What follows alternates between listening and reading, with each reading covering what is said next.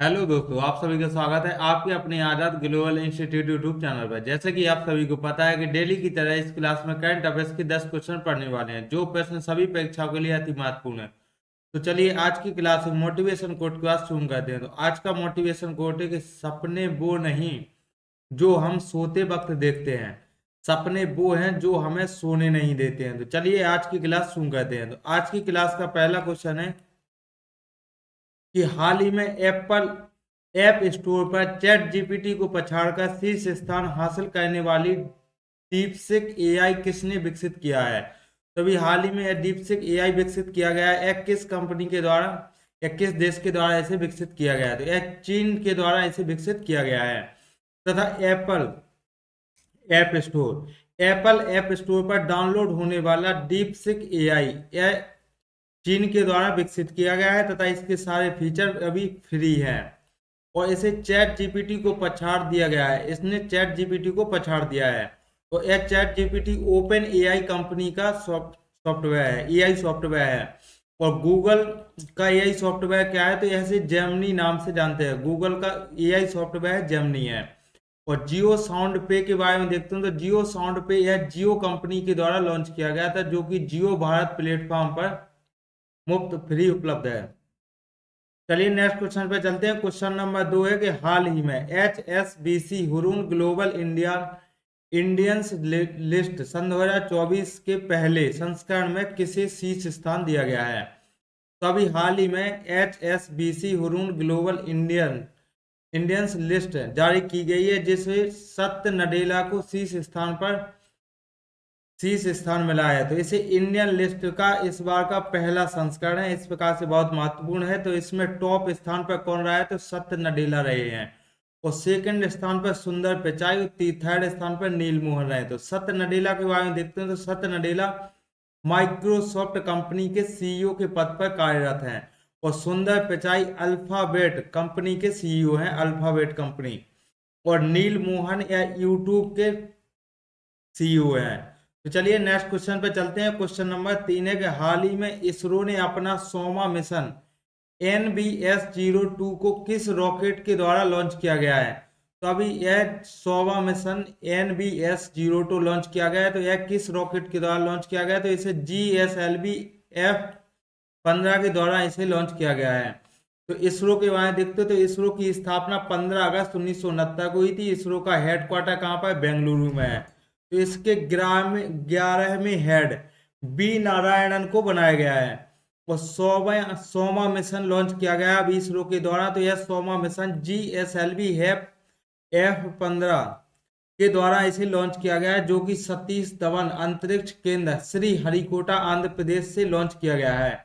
इसे NBS-02 उपग्रह launch किया गया है इस रॉकेट के द्वारा, जो कि भारतीय नेविगेशन सिस्टम इसकी फुल फॉर्म है तथा इसके सेकंड पीढ़ी का या सेकंड उपग्रह है। और जीपीएस के बारे में देख ले तो इसकी फुल फॉर्म होती है ग्लोबल पोजिशनिंग सिस्टम। तो यह ग्लोबल पोजिशनिंग सिस्टम यूएसए के द्वारा लॉन्च किया गया था। यह यूएसए का नेविगेशन सिस्टम है। वैसे गिलोनास, यह गिलोनास रूस का नेविगेशन सिस्टम है और बाइडू चीन का नेविगेशन सिस्टम है। तो चलिए नेक्स्ट क्वेश्चन पे चलते हैं। क्वेश्चन नंबर 4 है कि हाल ही में संयुक्त राष्ट्र राहत एवं कार्य एजेंसी UNRWA की गतिविधियां पर किसने प्रतिबंध लगाया है। तभी हाल ही में UNRWA की गतिविधियों पर प्रतिबंध लगाया गया है। तो यह इजराइल देश के द्वारा प्रतिबंध लगाया गया है। तो UNRWA के बारे में देख लेते हैं। तो इसकी स्थापना हुई थी 1949 में, इसकी स्थापना हुई थी। इसे राहत एंड कार्य एजेंसी के कार्य पर ऐसे कार्य राहत या कार्य एजेंसी है तथा UNRWA इसे एरूशलेम स्थान पर तथा एक चिकित्सा सुविधा और शिक्षा सुविधा प्रदान कराती है। तो यह किस स्थान पर कराती है, चिकित्सा सुविधा और शिक्षा सुविधा। यह एरूशलेम स्थान पर चिकित्सा सुविधा और शिक्षा सुविधा प्रदान कराती है। जो इसे अभी हाल ही में इजराइल के द्वारा 30 जनवरी सन 2025 की इसे लास्ट डेट दी गई है कि इस तारीख के बाद इसका कार्य बंद कर देना चाहिए। तो जिसे किस लिए किया गया है, क्योंकि इजराइल की सुरक्षा में बाधा बन रहा था। इसकी सुरक्षा की जो जानकारी थी यह लीक हो रही थी, यह इजराइल का कहना है। इसे यूएनआरडब्ल्यूए के द्वारा इस हिसाब से इसे इजराइल ने यूएनआरडब्ल्यूए को बैन कर दिया गया है। तो इजराइल के बारे में देखते हैं, तो इजराइल को सुरक्षा में बाधा उत्पन्न हो रही थी, इस कारण से इसे बंद करने यानी इसको बैन किया गया है। और इजराइल को देखते हैं, तो इसकी राजधानी को कमेंट बॉक्स में कमेंट करके आप सभी को बताना है। और इजराइल की मुद्रा न्यू शेकेल है। और इजराइल का धर्म यहूदी धर्म के समुदाय के लोग यहाँ इजराइल में सर्वाधिक रहते हैं। तो इजराइल का धर्म कौन सा है? यहूदी धर्म है। और इजराइल के सदस्य तथा यह एडीबी का 69वां सदस्य बना है इजराइल। चलिए नेक्स्ट क्वेश्चन पे चलते हैं, क्वेश्चन नंबर 5। तो हाल ही में गोंड आदिवासी त्योहार गोंड आदिवासी त्योहार नगोबा यात्रा कहाँ पर प्रारंभ हुआ है? तो अभी यह नगोबा यात्रा त्योहार महोत्सव, यह त्योहार प्रारंभ किया गया है। तो यह कहाँ पर किया गया है? तेलंगाना राज्य में इसका प्रारंभ किया गया है, जो कि गोंड आदिवासी समुदाय के द्वारा मनाया जाता है। वह तेलंगाना का त्योहार है तथा यह भारत का सेकंड सबसे बड़ा आदिवासी त्योहार है। तथा यह नागोबा यात्रा यह भारत का सेकंड सबसे बड़ा आदिवासी त्योहार है। तो यह सेकंड हो गया है। तो फर्स्ट त्योहार कौन सा है? तो फर्स्ट भारत का फर्स्ट सबसे बड़ा आदिवासी त्योहार समक्का सरलम्मा यात्रा, यह भी तेलंगाना का ही त्योहार है। और भारत का सबसे बड़ा मेला कौन सा है? तो यह बताना है। तो यह कुंभ मेला, जो अभी हाल ही में चल भी रहा है, जो 13 जनवरी से 26 फरवरी तक चलेगा। चलिए नेक्स्ट क्वेश्चन पे चलते हैं, क्वेश्चन नंबर 6। तो हाल ही में रक्षा मंत्रालय ने गणतंत्र दिवस परेड सन 2025 में किसे सर्वश्रेष्ठ मार्चिंग झांकी के पुरस्कार से सम्मानित किया गया है? तो अभी हाल ही में सर्वश्रेष्ठ मार्चिंग झांकी का पुरस्कार किसे सम्मानित किया गया है? तो जम्मू कश्मीर की राइफल्स टुकड़ी को सम्मानित किया गया है। तो गणतंत्र दिवस पर देख लेते हैं, गणतंत्र दिवस इस बार का कौन से 76वें क्रम का गणतंत्र दिवस मनाया गया है, जो 26 जनवरी सन 2025 को मनाया गया है। तो गणतंत्र दिवस पर झांकी प्रदर्शित की जाती है। तो इस झांकी में रक्षा मंत्रालय के द्वारा सर्वश्रेष्ठ पुरस्कार प्रदान किया गया है। तो जो किस झांकी को दिया गया है? तो रक्षा मंत्रालय के द्वारा सर्वश्रेष्ठ यानी राज्य कौन सा, किस राज्य की झांकी है यूटी की, किस राज्य की या यूटी की झांकी रही है? तो वह उत्तर प्रदेश की महाकुंभ झांकी पहले स्थान पर रही है। और सेकंड स्थान पर त्रिपुरा की सारथी पूजा की झांकी यह सेकंड स्थान पर रही है। तो रक्षा मंत्रालय के द्वारा सर्वश्रेष्ठ मंत्रालय चुना गया है। तो यह कौन है? तो यह जनजातीय मंत्रालय को चुना गया है।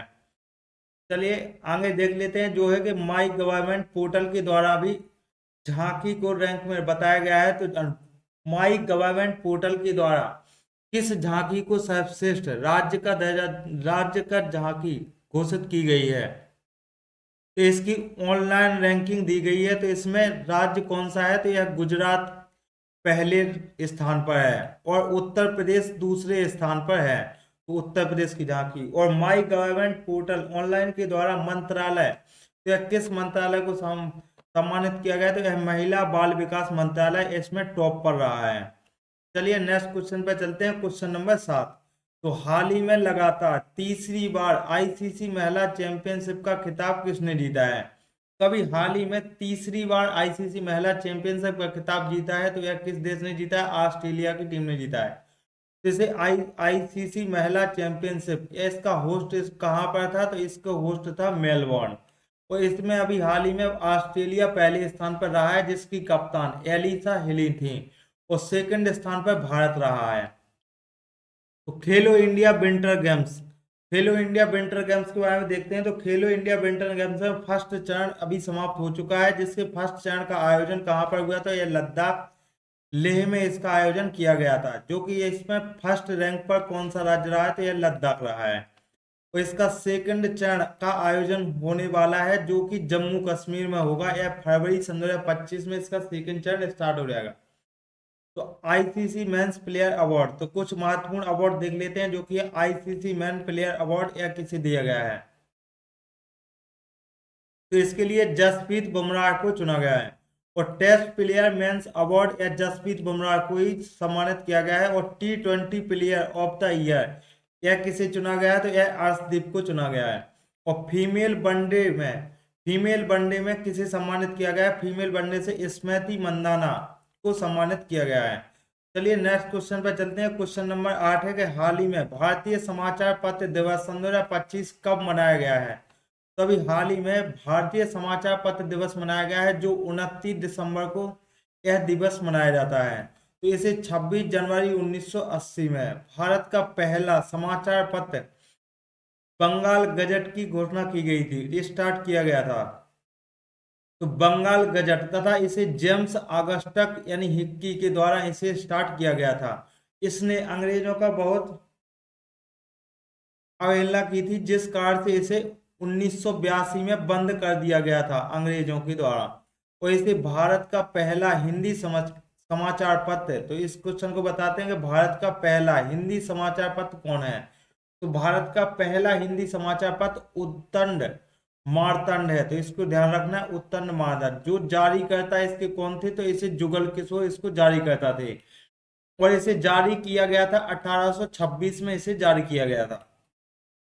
चलिए नेक्स्ट क्वेश्चन पे चलते हैं। Question number 9। तो हाल ही में उद्योग विज्ञान और चिकित्सा के लिए भांग की खेती को मंजूरी दी गई है। तो अभी अभी किस राज्य के द्वारा भांग की खेती को मंजूरी दी गई है? तो वह राज्य हिमाचल प्रदेश बन गया है, जिसने अभी भांग की खेती को मंजूरी दी है। तो भांग की खेती को मंजूरी देने वाला अभी हाल ही में हिमाचल प्रदेश है, जिसने ओनली यूज फॉर यानी इसे चिकित्सा उद्योग और विज्ञान रिसर्च के लिए इस भांग की खेती को मंजूरी दिया गया है।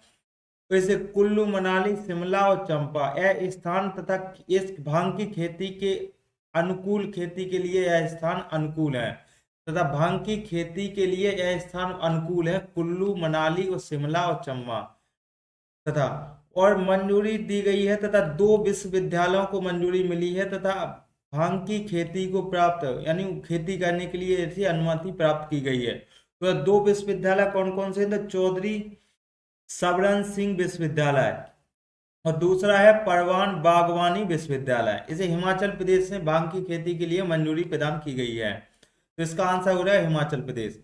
चलिए नेक्स्ट क्वेश्चन पे चलते हैं। क्वेश्चन नंबर 10 है कि हाल ही में T20 अवार्ड में बिना आउट हुए 318 रन बनाने का विश्व रिकॉर्ड किसने बनाया है? तो अभी हाल ही में T20I में बिना आउट हुए 318 रन बनाने का विश्व रिकॉर्ड बनाया है। यह तिलक वर्मा के द्वारा इस विश्व रिकॉर्ड बनाया गया है। तो T20 क्रिकेट में तिलक वर्मा के द्वारा 318 रन बनाए गए हैं, जिन्होंने बिना आउट हुए बनाए हैं। तो इन्होंने अभी हाल ही में यह नया रिकॉर्ड बनाया है तथा यह किसके खिलाफ बनाया है? तो इंग्लैंड के खिलाफ बनाया है तिलक वर्मा ने। वो अंडर 19 महिला विश्व कप में पहला शतक लगाने वाली पहला कौन है?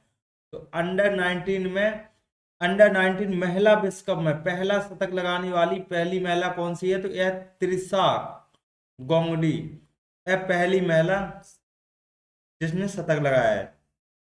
चलिए नेक्स्ट क्वेश्चन देखते हैं। 11वां क्वेश्चन है, आज का लास्ट क्वेश्चन है कि जॉर्जिया और WHO से मलेरिया मुक्त प्रमाण पत्र प्राप्त करने वाला यह 45वां देश बन गया है।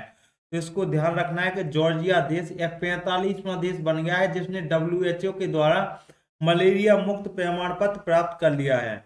तो चलिए आज की क्लास यहीं पर समाप्त करते हैं। आई होप कि आप सभी को यह क्लास पसंद आई होगी। तो वीडियो को लाइक करें, ऐसे ही लगातार डेली करंट अफेयर्स के वीडियो देखने के लिए चैनल को सब्सक्राइब करें और बेल आइकन दबाना ना भूलें। तो चलिए आज के लिए इतना ही।